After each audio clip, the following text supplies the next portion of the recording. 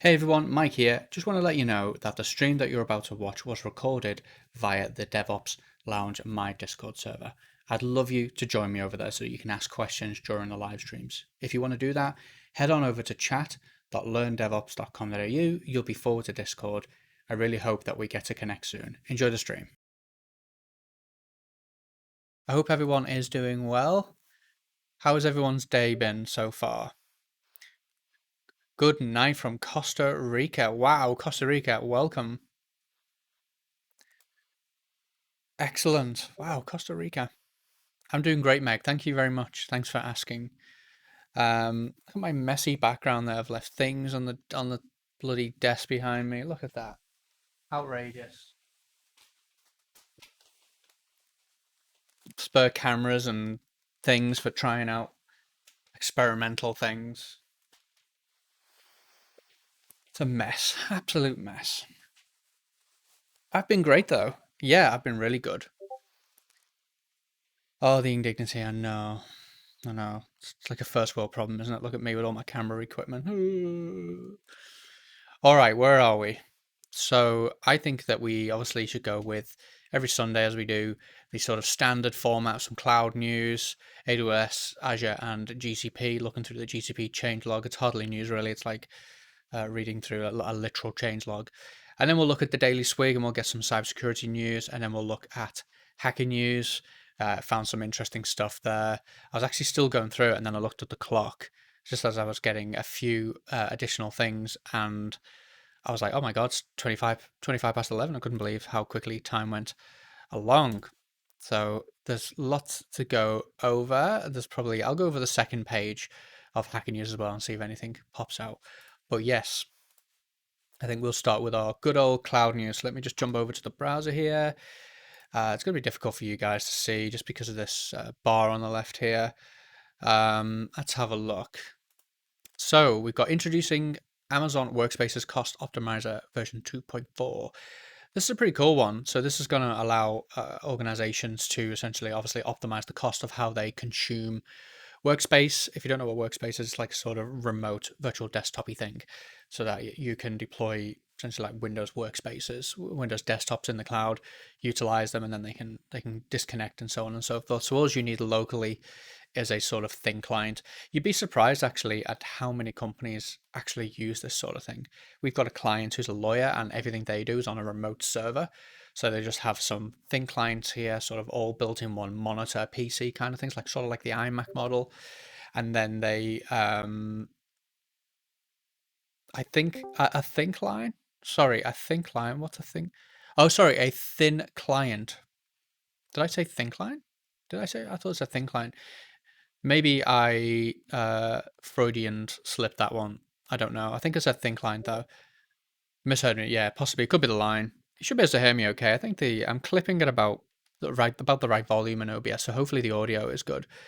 But a thin client, so it's like a really low powered computer that has a very minimal operating system on it, and the idea is that client and that operating system is then used to connect to a remote system, such as Amazon Workspaces. So we have a client for our company has a client who's a lawyer, and they have everything centralized.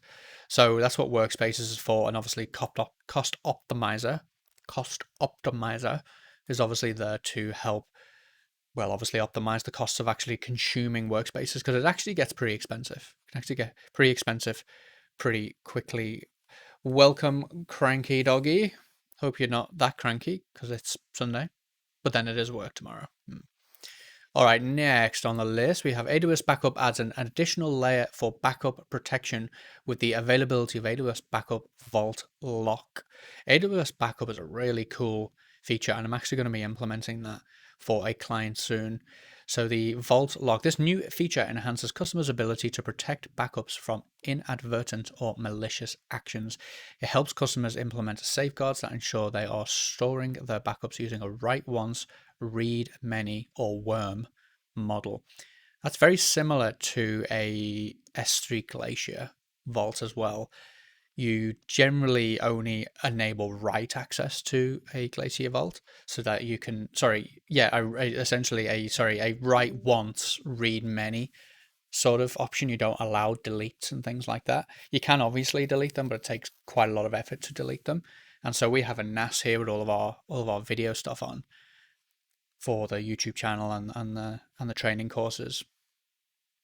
And of course, that enables me to store everything centrally, but then we want to back that up, right? So then what we do is we back that up to S3, and then we use lifecycle policies to progress that through into Glacier. So we know that they just can't be deleted. And the permissions that the NAS has to do that are essentially like write, but not delete. So it can only like sort of write once.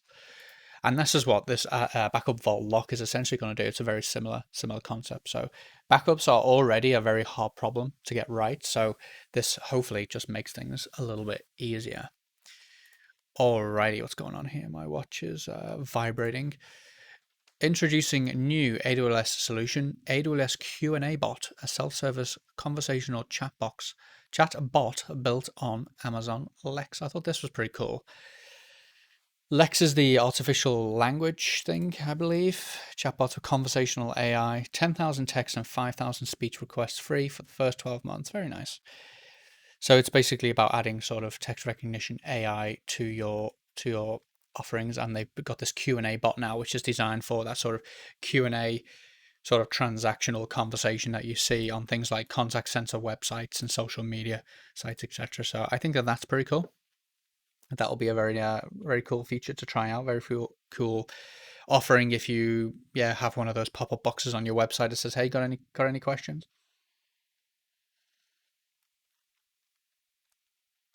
Let's have a look. What have we got next?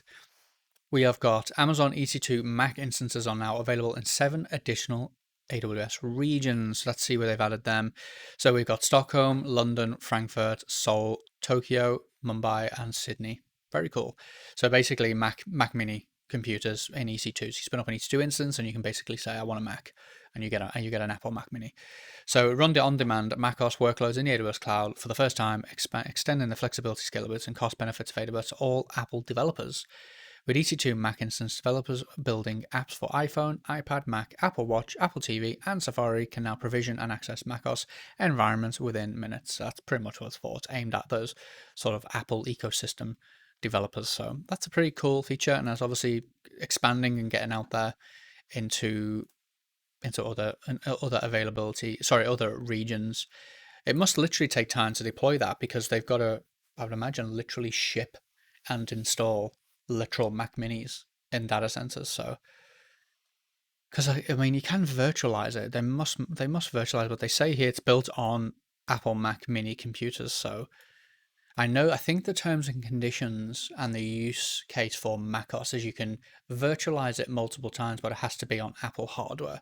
I think that's the licensing agreement. So they must use Apple Mac Mini computers to virtualize it. Makes me wonder why they don't use Pro systems, so you can take advantage of those Xeon CPUs. But oh well, sure they know what they're doing. AWS Firewall Manager now supports centralized logging of AWS network firewall logs. These AWS network firewalls are something I need to look at a little bit more. Does anyone have experience using these? It's essentially a managed firewall. I think the idea is that it's meant to replace Palo Alto, so like an F5. Instead of going out to a third-party vendor, you can now use a managed network firewall. If we have a quick look at it, we can get an idea very quickly of what it's doing for us. But it is essentially, there's a diagram down here, so we can see that the AWS network firewall sits here, sort of encompasses the VPC, sort of locks inside of the VPC, and then you use policies to create and block traffic and send traffic through. And as it says over here, requests from resources in a VPC subnets can be routed through the AWS network firewall first before routing to an internet gateway, and I assume as well probably a NAT gateway as well. So that essentially makes it possible to get everything going through a firewall first before it reaches the internet. So that's a very powerful concept. Pricing, I think it's fairly cheap. You pay an hourly rate for each firewall endpoint. You also pay for the amount of traffic billed by the gigabyte processed by a firewall endpoint. Okay, that's not too bad. NAT gateway pricing. So network file endpoint is 39 cents an hour. That's pretty expensive. But then I've just got to pull up a calculator. So if you obviously going to have that running 24/7, right? So that's per hour times 24, and that's say 31 days in a month. So $290 a month for that network firewall endpoint plus traffic processing as well. So if we call it 350 a month, 400 a month, that's probably actually cheaper than a Palo Alto, just in licensing costs, to be perfectly honest with you. And with a PA, you've obviously also got to cover compute costs as well of that EC2 instance. So that's pretty exciting. And now, of course, they've centralized the logging that you get from your firewall log. So you can have a centralized account with a firewall in it in Firewall Manager, and you can centralize all the logs into one place, which is very handy indeed. And then finally, on the AWS front, we have Amazon Code Guru announces security detectors for Python applications and security analysis powered by Bandit. So Amazon Code Guru is a developer tool powered by machine learning and provides intelligent recommendations for improving code quality and identifying an application's most expensive lines of code. That means that computationally expensive lines of code. So things that are chewing up huge amounts of CPU cycles and memory, for example. This, however, now introduces sort of the security audit as well. So it helps detect and prevent security vulnerabilities in Python applications. So that's really, really nice. It uses security risks from the top 10 OWASP categories. OWASP, of course, the Open Web Application Security Project, which is used for keeping track of, for example, a top 10 vulnerabilities, as it says there, but also best practice around how you develop web applications, doing input sanitation, queries to databases, making sure parameterized queries, using best practices on that front. So that's pretty nice to see that being integrated there. I don't use Code Guru myself. Don't know if anyone here uses Code Guru, but I don't. Let's move over to Azure. So that's the front page. We'll ignore that. So the first piece of Azure news, which is interesting, is dynamic concurrency in Azure Functions is now in public preview. I thought this was pretty cool. So this feature allows you to automatically determine optimal per trigger concurrency settings for your workload. So that is essentially saying when a trigger hits an Azure function, how concurrent you need it to be can be based on the request that's triggering it in the first place. So that's pretty nice because that's going to allow you to set up some fairly optimized Azure functions there, because they can either be highly you can get that concurrency really high up there, which is obviously going to cost more for those applications that need it, but you can keep it really low for the ones that don't, so you don't have like a sort of, whereas with Lambda you say, oh, it needs, this much RAM and so on and so forth, and then if it doesn't actually use that RAM, you still pay for that rate, whereas this is sort of making that more dynamic. So I think that that's pretty nice.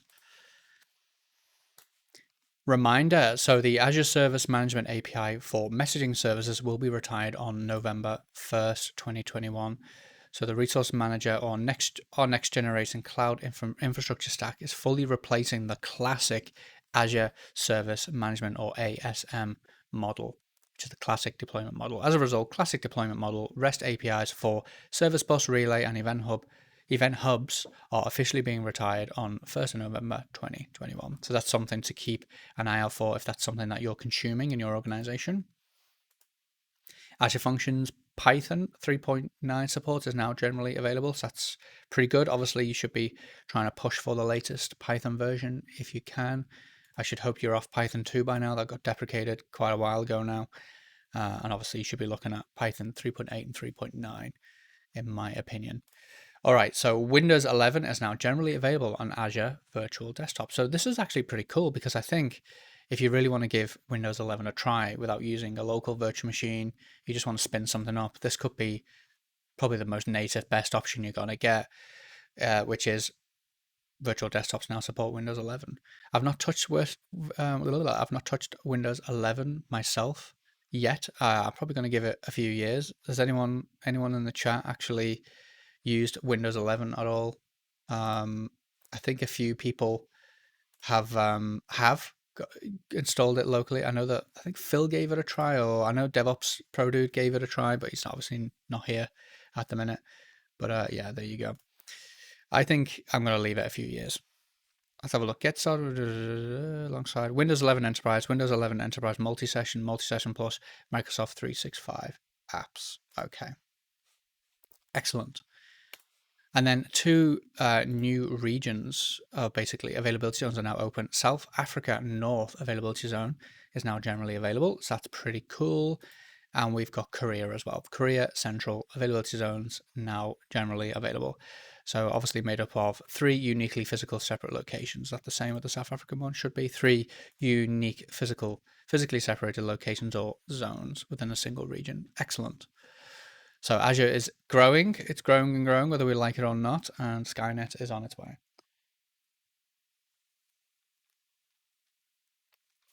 I've just pressed the go live on YouTube Live, so hopefully people are going to forgive me for the fact that they're going to be missing about the first 15 minutes of the stream. Oh well.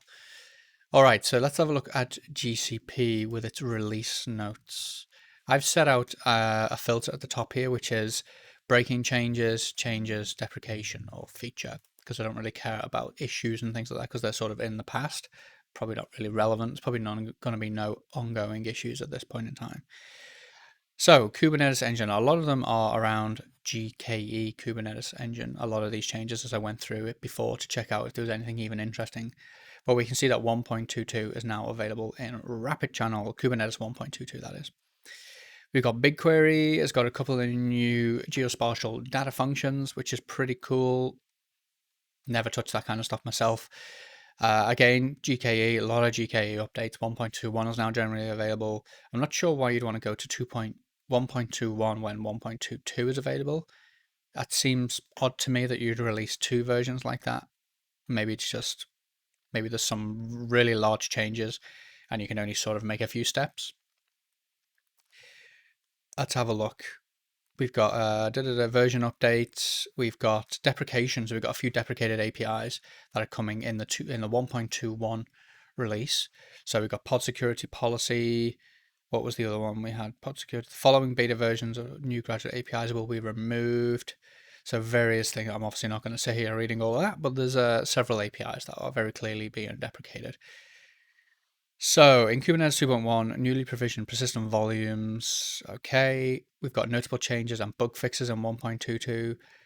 We've got we've actually got a new feature here for GKE in 1.21, which is the cron job. Cron job API has graduated to general availability, bringing performance improvements and allowing scheduled jobs to be run using a stable API.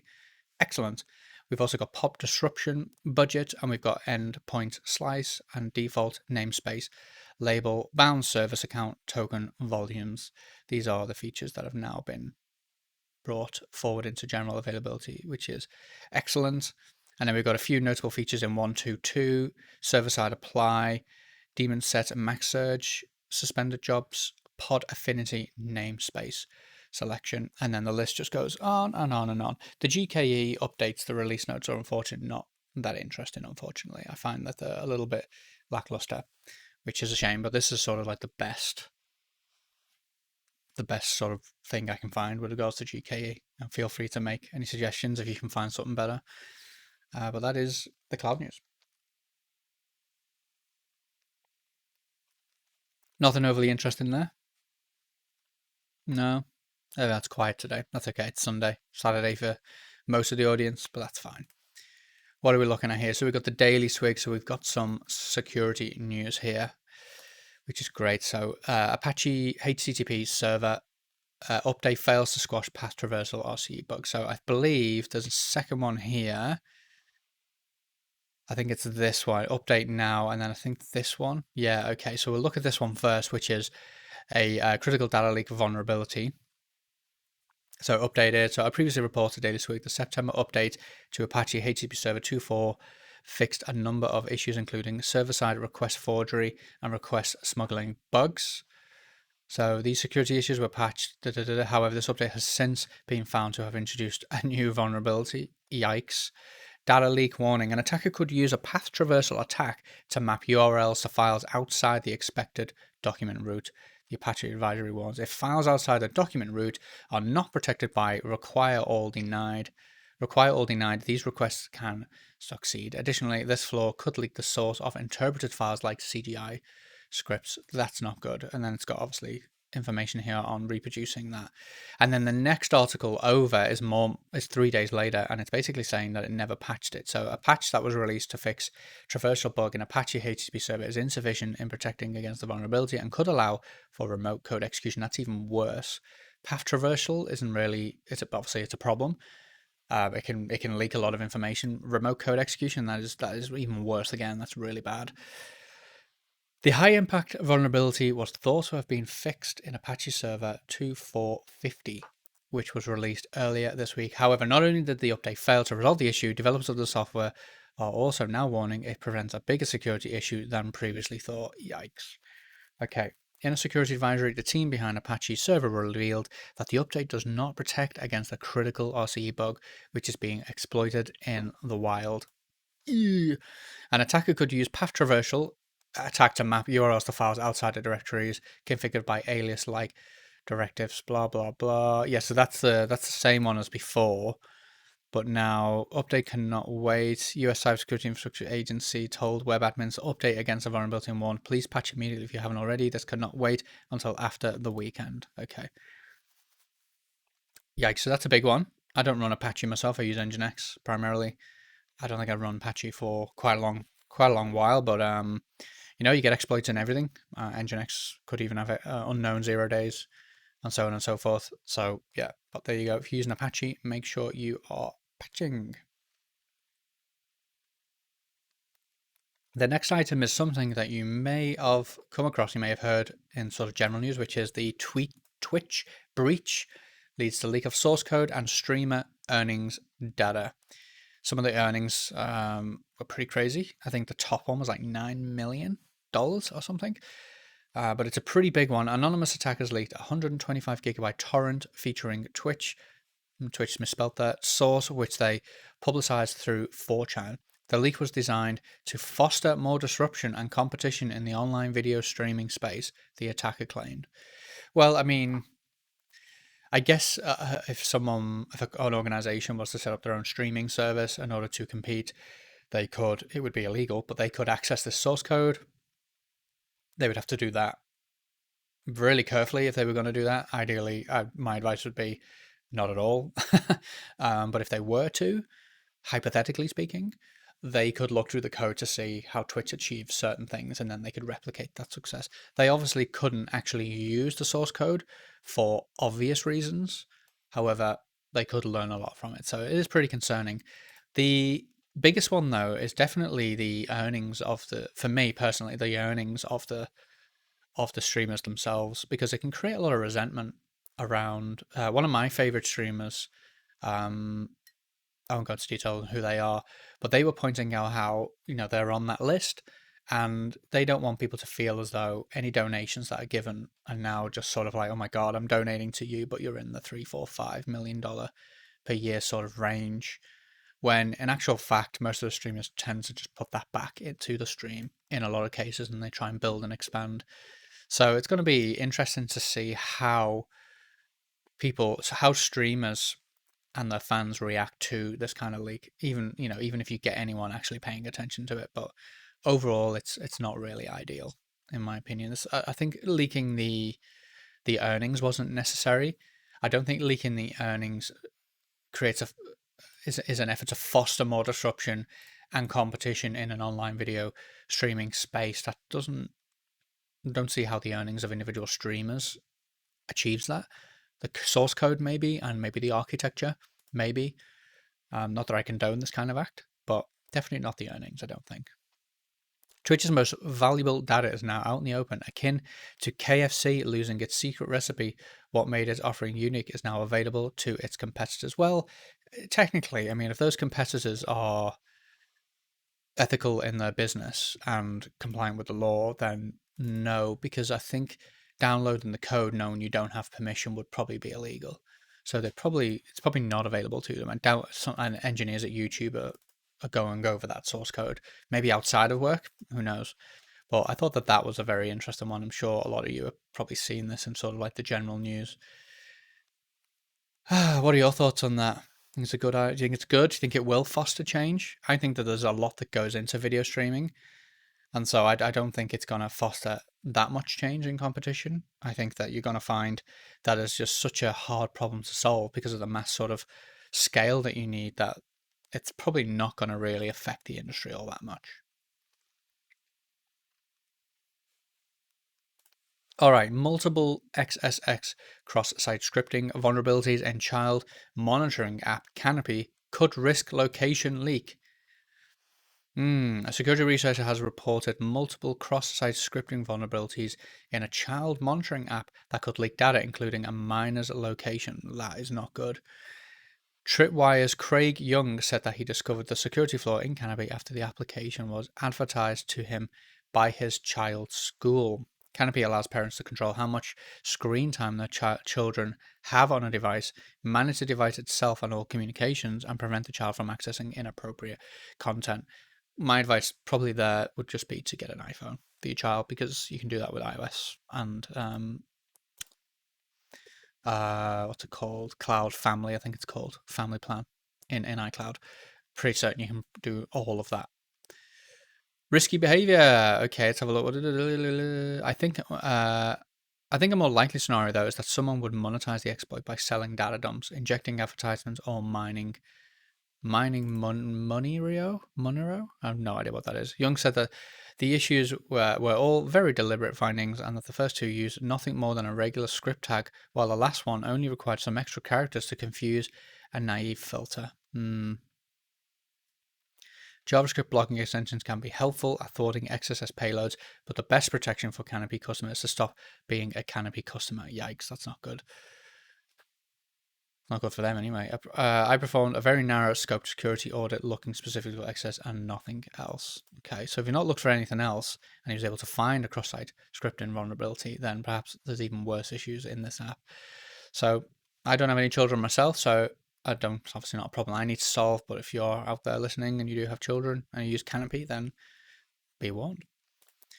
Firefox 93 lands with HTTP download blocking new user privacy features. This is interesting. So Mozilla has added a number of security features that collectively serve to bolster the security of its Firefox browser. Potentially insecure HTTP downloads from HTTPS pages will be blocked by default by Firefox 93, which started to land on users' desktops as a stable branch release yesterday, October 5th. It's October 10th for me now, so obviously our article's a little bit behind. I'm a little bit ahead of this article, I should say. In addition, downloads initiated from sandboxed iframes will be blocked unless the allow downloads attribute is set. Okay, in addition, downloads initiated from sandboxed iframes will be blocked unless the allow download attribute is set. But couldn't an attacker just set the allow downloads attribute on a malicious iframe? Okay. Maybe I'm not understanding that. The measures are designed to protect against insecure downloads for users of the latest version of Firefox, as explained in a blog post by Mozilla. Anti-track defenses also disables triple DES by default, deprecating an obsolete encryption algorithm. That will be in the TLS process handshake. Other changes mean that Firefox 93 debuts improved privacy protections with SmartBlock 3.0. Excellent. What else jumps out? The security research continued. Blocking HTTP downloads is another good feature because someone on the same network could change your download. Yep. So you could man in the middle of that. You could just you could use ARP poisoning to get traffic to come to you on a local network, and then you just act as a sort of reverse proxy, a sort of a transparent proxy, and then anything that comes back over the internet to the man in the middle box, they change that download, and then that carries on then through to you. So even if you're hitting a HTTPS website, if the HTTP protocol is used for a sub-element of that page, a man in the middle attack is still something that you can be a victim to. Alrighty. Bundled with security flaws, including mitigation for use after free bug messenger task, along with several high security memory safety issues. Excellent. I'm pretty certain Firefox is slowly it's got chunks of it written in Rust, I think. I came to mind then when I read regarding the memory safety issues. I think Firefox is getting a lot of Rust, because I know that Mozilla is a big proponent of Rust. Yeah, okay. So finally, let's look at Hacker News and some of the more interesting things that I spotted over there. So this one was quite interesting, sort of jumped off at me. VS Code has deprecated enable telemetry and now auto-enrolls you into the new telemetry option, even if you've disabled all the previous telemetry settings. The changes apply to the most recent version of VS Code, version 1.610, released October 7th. I'm pretty certain I have that version. Let's have a quick little look. I'm pretty certain I do. 1.60.2 is what I have. Yes, so 1.6, did I just say? What do I have? 1.60. Okay, so I'm a little behind this. It's quite interesting. The top comment says Microsoft tries to make you think it's not, but VS Code is proprietary if you download the official builds. Don't use it. The VS Codium project exists and provides builds directly from source. That's quite interesting. I learned about this. I didn't know about VS Codium, but I didn't know that Microsoft essentially packages the VS Code to essentially enforce it to be proprietary. That's quite interesting. And then this guy here is actually from the VS Code team. And I talk about how internally it's actually had a lot of pushback, saying that either a new option should be made available or the existing option should be kept around. So I think that that's really, really interesting. And then the reply to that I found equally as interesting, where this gentleman talks about how Microsoft are just sort of stacking on all of these telemetry things from various. So Windows 10 has over 200 individual settings for disabling various forms of telemetry. Office adds several dozen more. .NET itself has telemetry, and it just goes on and on and on. And so it's interesting because I've got an article which I'll actually come to just after this one, which I think helps resolve this. My understanding is that it resolves this, and I've used it in the past and seen a dip in network traffic. But I think the only real way of doing this would be to prevent this would actually be to do at the network level, I think. So Microsoft has really been pushing telemetry lately. Edge phones, home, far more than any other browser. Windows itself has no way to fully disable data collection. If you use Pro and you are enough of a power user to feel comfortable editing registry settings, that's what is now required to turn telemetry off. And even then, it's hard to know you did it correctly. So yeah. What if you set your location to France? That's a good question, actually, because France has extremely strong privacy regulations. As someone who's worked on multiple power user GUIs professionally, telemetry can be generally useful for improving the product. You can discover features that are never used and should be removed, so attention can be focused elsewhere, and others that are used frequently and deserve more attention, and others that users may frequently have trouble with and should be fixed or improved. True, however, I think you can actually get that information in a different way. Like if you're doing agile software development, even for an actual desktop application, and there's no reason why you shouldn't be, you should have a UX process. If it's just you on your own, you should still have a user experience process, which involves speaking to customers and asking them what they do and don't use. I know, granted, if you've got 10,000 customers, you can't have customer interviews with 10,000. You can't have customer interviews with 10,000 customers every 2 weeks, obviously. If you only get a small portion of like 10 a week, which is probably more realistic and more likely, maybe even less, those 10 might not necessarily reflect the rest of the other 9,990. And so if you then, based on their feedback, go and disable a feature that's actually used by 2,500 people, then I guess you're obviously going to have an impact on your software there. So I can see where this person is coming from. Maybe not. But then you could also implement private telemetry collection from within your app, go into your own network. So maybe that's what he's referring to. I don't know whether he's referring to he has access to the Windows telemetry data. Obviously not Windows, but Windows is able to say, oh, you're an app developer. Okay, for your app, we'll send telemetry here and we'll give you statistics on how it's used and so on and so forth.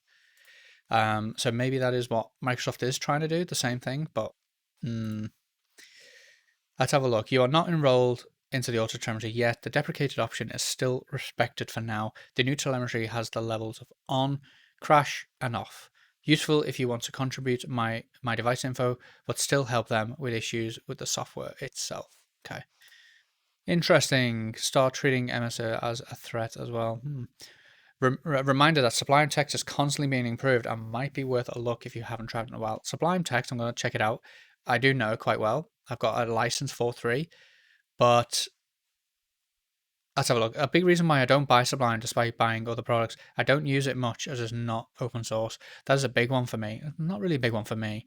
On Mac, Panicus Nova start look pretty good. Does Sublime support editing remote projects over SSH? Not well. That's the only time I use VS Code.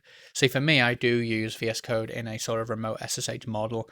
So not having that as an option would now break my current workflow.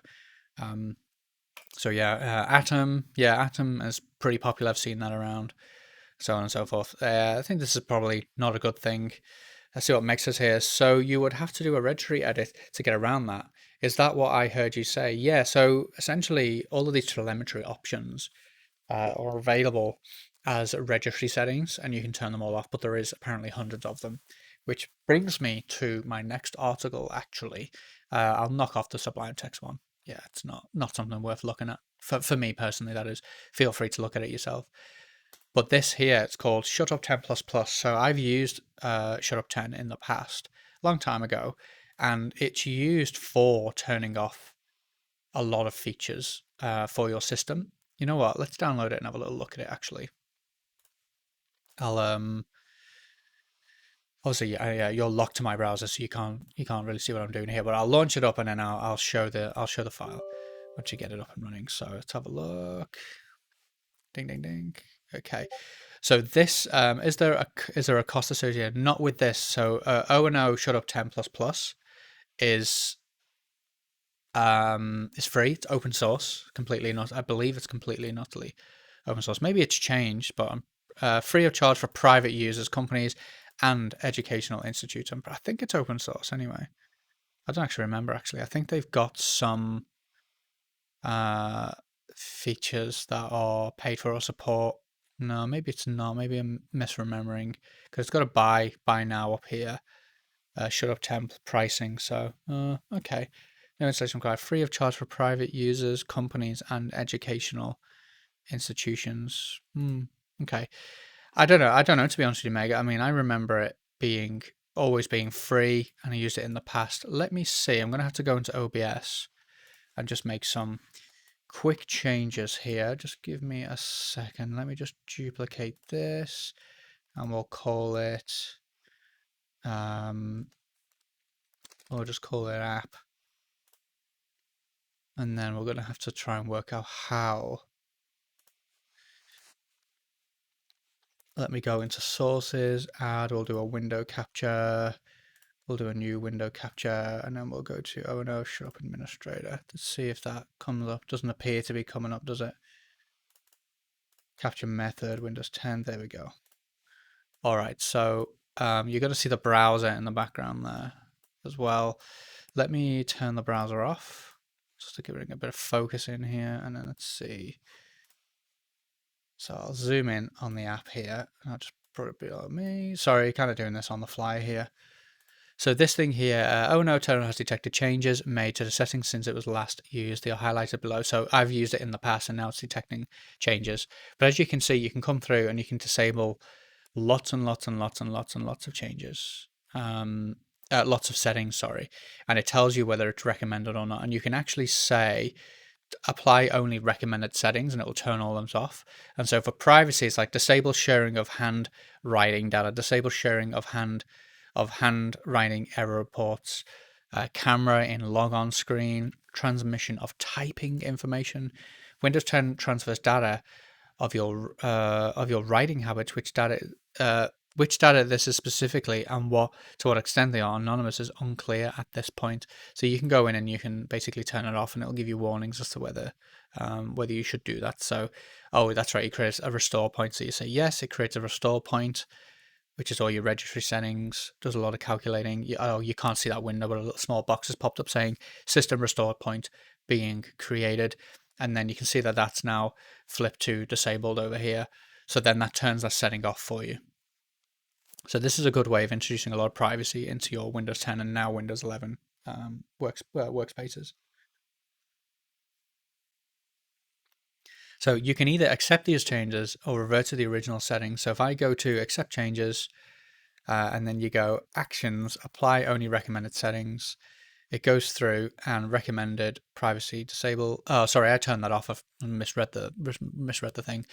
So privacy, I've disabled all of these things, and then it's obviously got things that it doesn't recommend you do, but you may still want to do. So disable sending URLs from apps to the Windows Store, and for some reason it says no. This feature can potentially give you more security, but at the same time it sends data about your behavior on apps to Microsoft. Deactivate this feature if you don't want this. So obviously I think some of them, well, they're obviously not recommended, can cause breaking changes. There are a few I remember reading about, and it was like, no, don't do this because it will break X. And then when I enabled it, I'm pretty certain that my OBS stopped being able to see my webcam. I remember I did disable something, and it was like something to do with USB. Let me see if I can find that actually. No, I remember seeing something that was like USB or it was like camera, I think maybe. So disable camera on, disable app access to device location on it. So disable access to camera on this device. This one I remember, depending on the device is available, can only affect at present. The setting can still be set, blah, blah, blah, machine if one exists. Activating camera access can be useful when you want, for example, to make video chats or conferencing. Deactivating may result in not being able to transmit video images. I remember I turned that one on because I thought, well, maybe it doesn't apply to my camera, which comes in via HDMI into an external box, which then sends that over USB-C and then goes into OBS. Maybe it's referring to something else. No, it completely crippled OBS's ability to see the camera. So this wasn't something I was able to put on, but this might be something that you put on if you're very security conscious and you want to be in a completely sort of clean environment and you don't have a webcam and no intention of using one. So this is what this looks like, and it basically is going to allow you to overcome the telemetry problem, what we're seeing here with VS Code, and the other telemetry issues as well. So that's a pretty good way of locking down your system a little bit. And as far as I know, to answer your question, Meg, I'm pretty certain, as it said on the page, that it is free. So I thought it was open source as well, but maybe I'm thinking of something else. There was another app very similar to this that I think is open source. It's entirely free and does not have to be installed. It can simply be run directly and immediately on a PC, which is what I just did, and will not install or download retroactively unwanted or unnecessary software like so many other programs do these days. Well, that's pretty good. Meg says it sounds good. Yeah, it is. It's pretty good. Give it a try. All right, so we've got this VS Codium now, which has been recommended. So this is pretty much, it is VS Code. Just pulls directly from the same code that the Microsoft one does. I might need to try this and then report back as to whether it exists or not. So let's see why does this exist? That's an excellent question to have in the very first instance. Microsoft's VS Code source code is open source, MIT license, but the product available for download, Visual Studio Code, is licensed under this not FLOSS license and contains telemetry and tracking. According to this comment from Visual Studio Code maintainer, when we, Microsoft, build Visual Studio Code, we do exactly this. We clone the VS Code repository, we lay down a customized product.json that has Microsoft-specific functionality, telemetry, gallery, logo, etc., and then proceed a build that we release under our license. When you clone and build from VS Code repo, none of these endpoints are configured in the default product.json. Therefore, you generate a clean build without the Microsoft customizations, which is by default licensed under the MIT license. So I would need to check again whether my remote SSH plugin worked and my general workflow worked with this. And if you're going to look at something like this, you're probably going to want to do the same as well. You probably want to double check that it actually works for you. But I think it probably should, because if all the other build is doing is adding in telemetry and various forms of tracking, then I don't think plugin should break. All right. We'll finalize on that one a little bit later. So let's go over to I thought this was really cool. Is that Super Mario 64 has been ported to iOS. I don't know if it's official. Over the past few weeks, I'm porting iOS. I couldn't find it. No, it's not official to build. It's built for iOS, and then you have to probably use a developer license to get it on there. So it's not an official one. So it's a little bit naughty, but that's okay. But it actually works really well. They've got the controls on here. They've got everything necessary on here. I can't hear the audio because I don't have my headphones on, but I know that that's probably playing for you. OBS is telling me that it's playing, so that's fine. And I tested it before, and hopefully it's at a relatively nice volume and not blowing your eardrums out. But that just works really, really well. Surprisingly well. I think that's really cool. And you can even come into the settings here as well. And you can, Super Mario 64, you can actually set the sensitivity of the pads and things. So cool. Some of the things that people get up to, like really, really smart people that do this kind of stuff. Really cool. Do they have Mario Kart? Well, I'd assume, Cranky Doggy, that if they can do Mario 64, I would hope that they've emulated the N64 architecture. Maybe. Or maybe they've just specifically got that game running, which would be an odd thing to do. You'd think that you would emulate the platform so that you could install ROMs, as I think they're colloquially referred to as, which would then enable Nintendo 64 Super Mario Kart, right? Very, very cool. Nice way, this is great. Possibly play with a Bluetooth controller. Yes, it does. Any controller that works with iOS and SDL2 should work. That's really cool. Ario. This is a wrapper. Is this a wrapper? Okay, I'll go. Is this a wrapper around an emulator, or is this different? Impressive work. This is the SM64 decompilation, just ported natively to iOS. It's based off of this SM64EX. That thing. Double props to you for porting it then. I'm not sure if you tested this, but how does it perform? How much does it perform performance-wise to your normal emulator of Mario 64? Yeah, check this subreddit, blah, blah, blah. That's really cool. I'm not going to read all the comments. There's a lot of them. I think that they've probably gone for the. I mean, I think he's ported it directly. I don't think he's gone with the emulator, but I think that that's a really, really cool bit of work. Props to that guy. This was a really interesting article as well. This is about Python and Lua and actually running Lua inside of a Python script for huge improvement gains. So as it says here, Python is great. Your Python code sometimes has one problem. It's slow. Unfortunately, there are several great solutions: NumPy, Cython, NumPy, and PyPy, blah, blah, blah.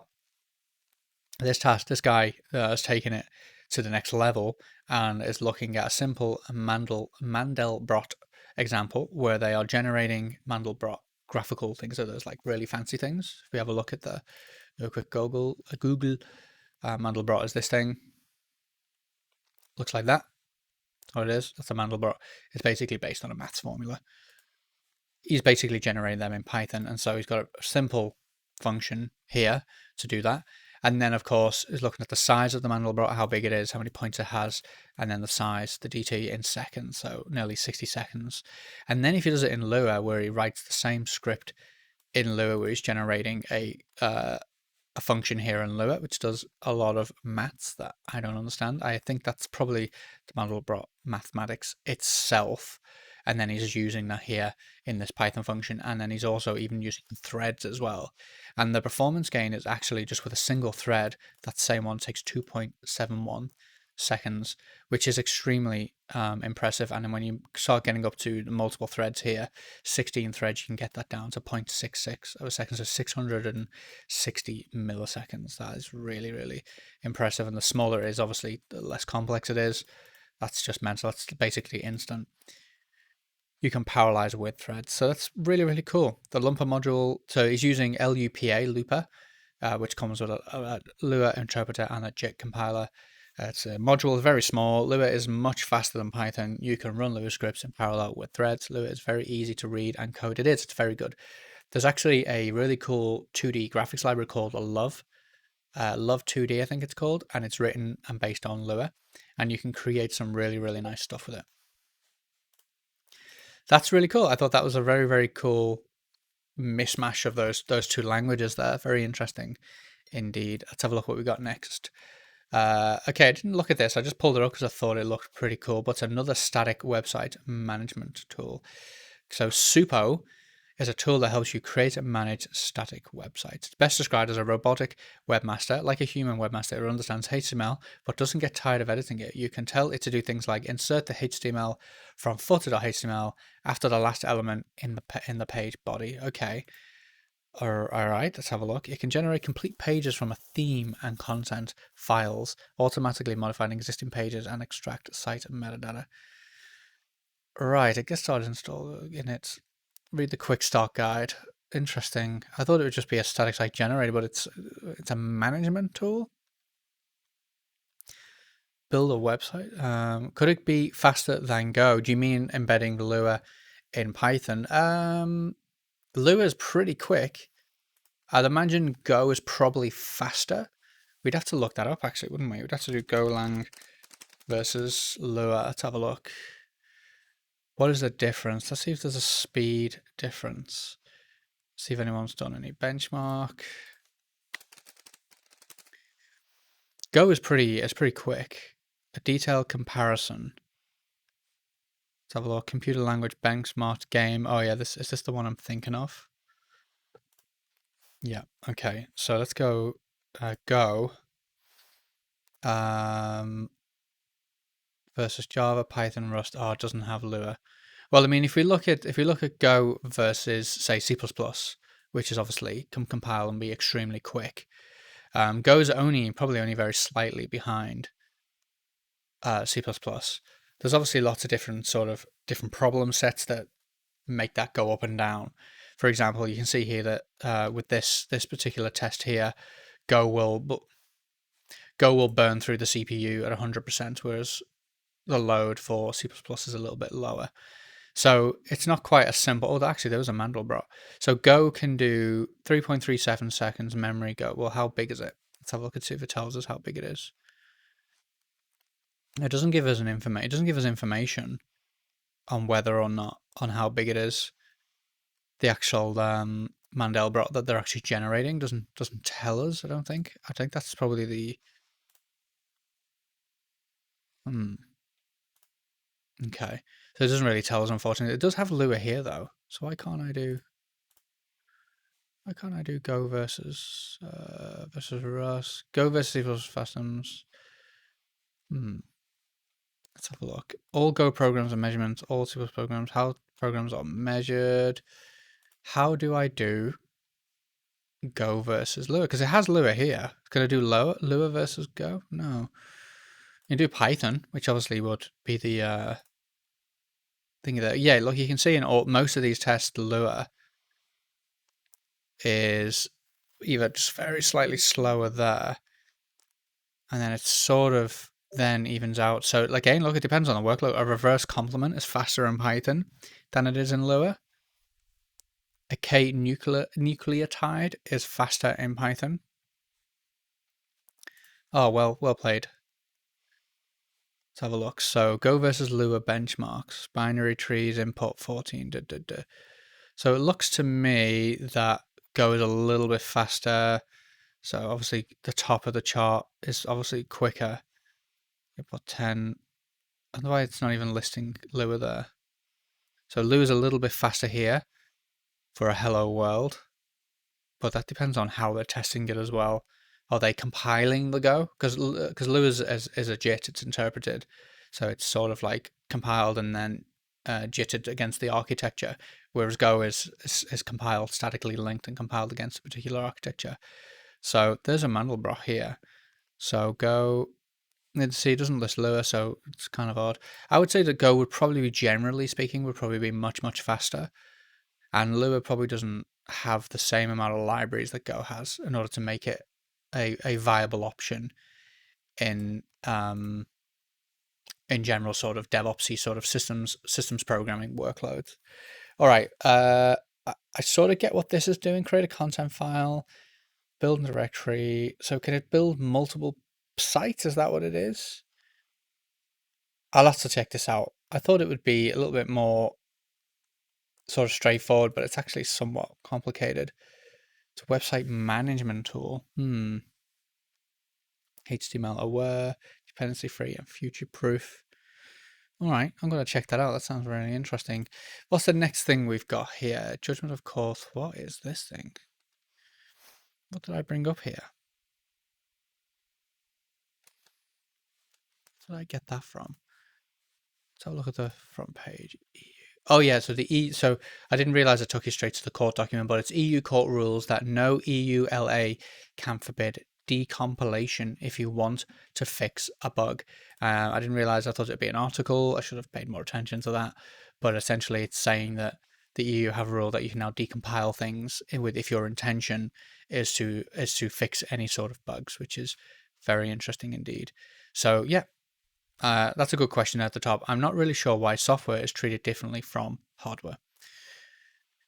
What was the other one? So we got that one. Okay, yeah, so Ars Technica, we got the best part of Windows 11 is a revamped Windows subsystem for Linux. So it'll be interesting to see if that's improved. WSL is finally easy to install and offers automatic sound and graphics support. That's really cool. It's told WSL on Windows 11. Let's see, is it really? You can't install WSL from standard command prompt. You need an elevated one. Okay, whoops. Okay, so then you do WSL. Okay, from within an elevated command, WSL-s install is all it takes. One reboot later, you have. I think I did that with Windows 10 though. I don't think I had to do anything extra to get the WSL working on Windows 10. So, interesting. I thought that was really cool. I think it'll be interesting to see if that gets faster, if that gets better. However, I'm still going to probably stick to my good old VS Code with its remote SSH session. And then finally, let's look at this here, which is a link that takes you to Hacker News, but it sets the front page date to exactly 15 years ago, which I thought was really cool. So it's 2006, October 9th. So it's a little behind for me. So I like this here. Google YouTube acquisition announcement could come tonight. I thought that was really, really cool. It takes you to this TechCrunch. Let's see if that still loads.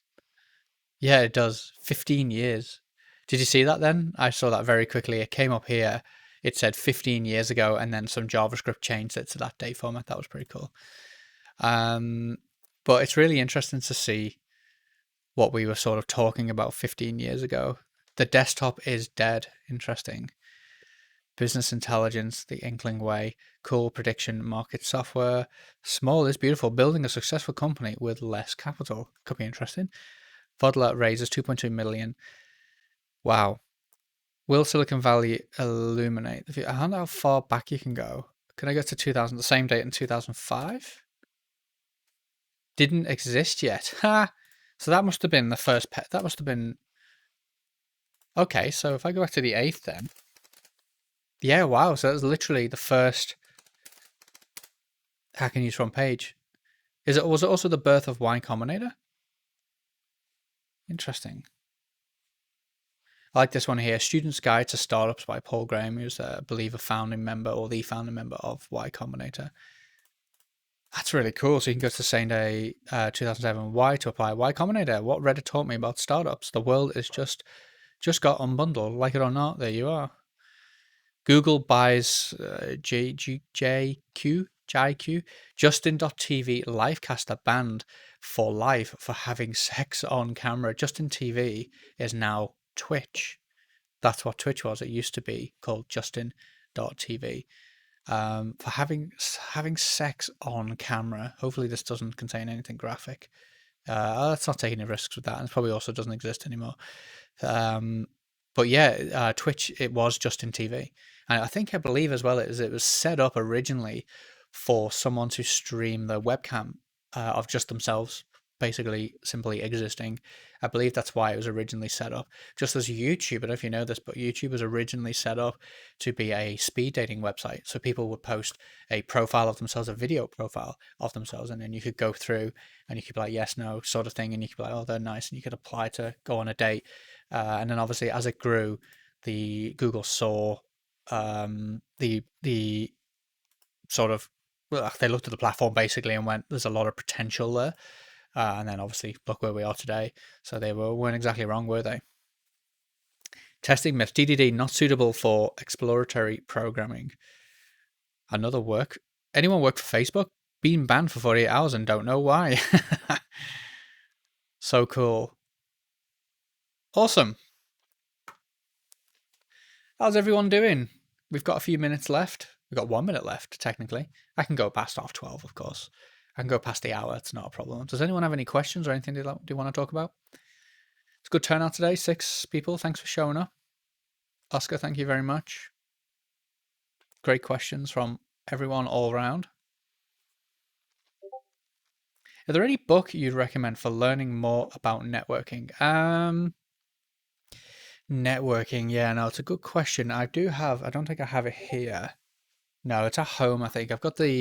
There's a TCP, if you want to get really um, dirty, it's the TCP handbook. I think it's pretty hard to get hold of. Welcome to the TCP guide. I think it's this one. No, that's not it. It's oh, let's have a search for whoa, what happened there? Oh, sorry, my apologies. You can't see my browser. The TCP IP handbook. It's a book that I bought at the Comprehensive Illustrated. Is it this one? No, go away. The TCP guide. That's probably the same one again. Oh, look at this Charles guy just in here in your face. There it is. TCP IP Illustrated. This one is hardcore. I believe it's pretty expensive. Hardcover from $102. I got this one and it's pretty in depth. It's pretty in depth. It's it goes over all the protocols in a lot of detail. Might be a little bit too much detail. It's sort of, oh yeah, TCP Illustrated Volume 1. Yeah, thanks Ninja. I think it depends on whether you want to go really, really deep or not into protocols. It depends on what you mean by sort of like where you are in your network understanding and how deep you want to go. So if you just want to learn sort of the high level stuff, then you say more general knowledge. Okay, well, I think in that case, then if you're looking at more general knowledge, you're probably looking at just learning about routing and switching. You're probably looking, like layer 3, layer 4, and then you probably just want to jump straight up to layer 2, layer 3, and layer 4, and then you probably want to jump up to layer 7 of the OSI networking model, and then you probably just want to look at protocols. That's what I do in my DevOps roadmap.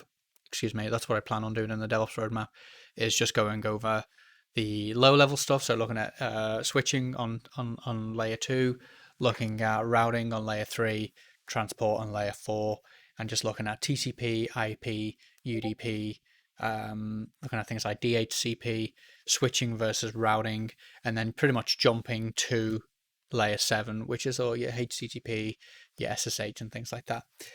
Is that the one you had on the previous stream? That is correct. That is the workflow that I had on the previous stream.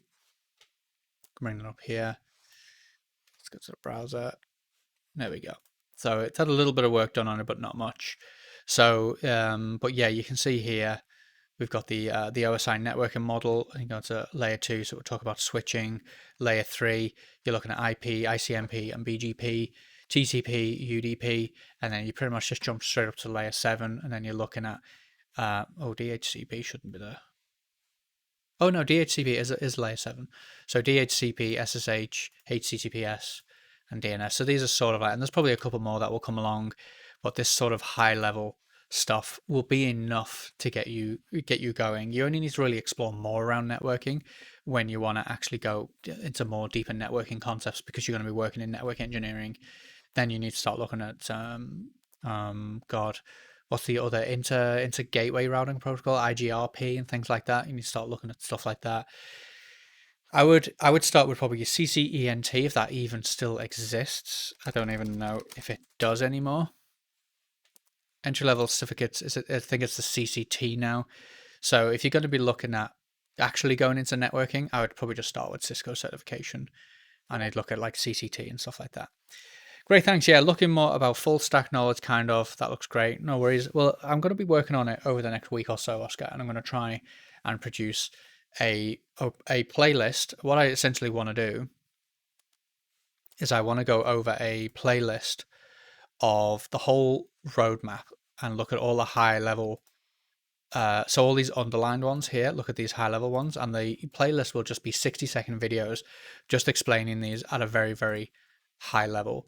And then the book itself, the DevOps, learndevops.com.au, the book that will be published there will go into a lot of this stuff in a bit more detail. It won't go into all of this stuff that you see here on the roadmap, because there are people that have explained this kind of stuff far better than I have.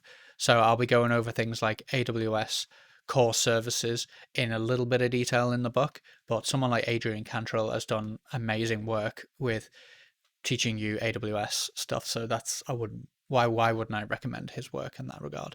So things like networking, like I won't go into detail on TCP, but we'll be looking at like headers, won't be looking at like TCP dumps and looking at headers and stuff like that. Won't be looking at switching in detail. I'll just be sort of explaining what that is at the lower level. The same with operating systems. I'm not going to go into extreme detail on Linux and the terminal and processes and threads because other people have done the work already.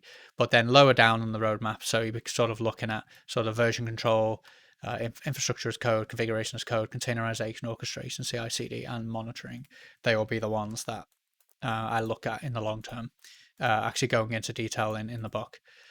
But as for networking, yeah, if you just want high level stuff, yeah, I'd say go study that. And you'll be fine with that. Bit of switching, bit of layer 3, IP, TCP, UDP, just understand the difference between TCP, UDP, stateful, stateless. DHCP, it's important on a networking level, can be very handy to know. But then if you're looking at DevOps and you're working in organizations, building web apps and stuff, DNS, HTTPS, SSH, pretty much going to be what you need to look at there. All right, cool. Well, if there are no more questions, I'll give people a few seconds to ask if they have anything.